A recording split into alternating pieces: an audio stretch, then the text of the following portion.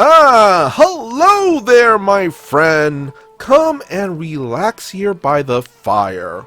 We're going to try something a bit different this time around. This will be our first multi-part story, and the theme is isekai, which is an anime trope of people being transported from one world to another. In this case, Earth to a D&D style fantasy setting. Isekaitus Session 1 r/D&D stories posted by Xfos.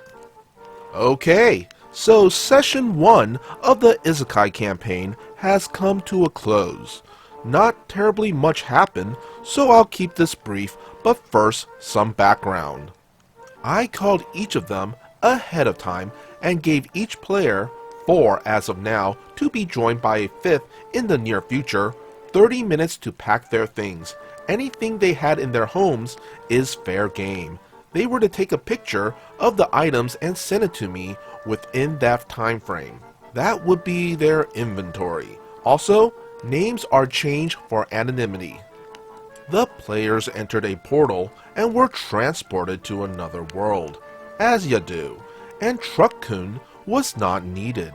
3 of the players see a city off in the distance and the 4th is lost in a cornfield. They failed to identify the actual crop, but was close enough to corn that it works for a description. Player 4, whom we shall refer to as Will, manages to find his way out of the field and onto a dirt road. At this point, Player 2, who shall be referred to as Erin, finds herself in front of an abandoned house caked with dust and cobwebs. She passes on the free real estate and walks onto the city. Arriving from separate gates, players 1 and 3, henceforth Mike and Chad, respectively, meet at the inn in the center of town to try and procure lodgings for the evening, as you do. They failed miserably because they have no money, and despite being the brains of the group, neither thinks to barter because none of them have anything they were willing to part with at this time.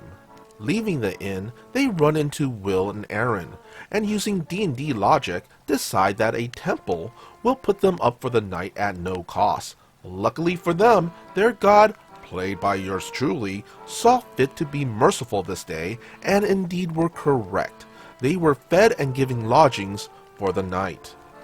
It is at this point I should note I am describing a Bronze Age civilization to them as best as possible.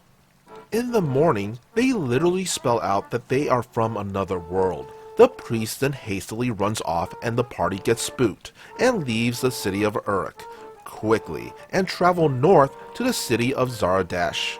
Spending a night in the woods, the party learns the hard way. While the days are quite warm, the nights are near freezing and enter the early stages of hypothermia. Huddled together under the boughs of a tree, they manage to survive. In the morning, they manage to locate the items that Chad stashed. Among these items are 6 bicycles he had laying around his house for some reason.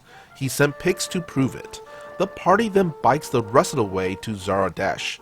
At one point, Chad tries to trade his bike for a horse, but Mike reminds him that they have no feed for the horse and that Chad does not actually know how to ride a horse.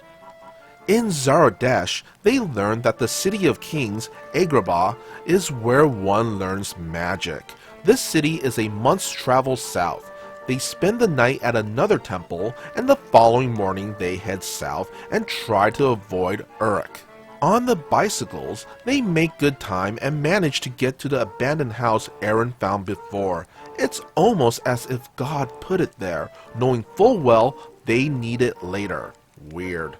Anyway, after a slightly chilly night, the party departs south yet again, and learns from a passing merchant that it is 2 days to the nearest town south of Uruk. After they realize they don't have enough food or water to make the trip, they turn back to Uruk and beg the priest for another night's hospitality. The session ended there, but it's worth noting that the party had nearly died from hypothermia, then dehydration, then starvation, and dehydration. They have been in the New World less than 1 week. Also, Chad has twice suggested they turn to thievery and or murder to get money. They have nearly run out of food and are only able to carry enough water for a day or two and have had to refill their water each day, failing to do so before they went to bed. Wow, that's rough. As a bit of an old school otaku myself, I have entertained isekai scenario thoughts from time to time. Honestly, first thing you will want to do is figure out your current location as best as possible if you're in a civilized urban area such as a city or town. Gather as much information as you can and perhaps even find some sort of job to pay for food and lodgings. Now, if you're in the wilderness, level up those ranger skills by first finding or creating some sort of shelter. Then look for a source of clean drinking water, and after that, you can look for some food. If you're lucky enough to have some supplies, be sure to ration them, and while I know it's gross, if worse comes to worse, insects are one of the best sources of protein in nature. And to avoid getting too lost while traveling, try to mark your trail by snapping branches and skinning trees. That way you can follow those markings if you need to retrace your steps and get back to a somewhat familiar area. What do you think? Do you have any tips in case you find yourself in a isekai situation? Sound off in the comments section of the video.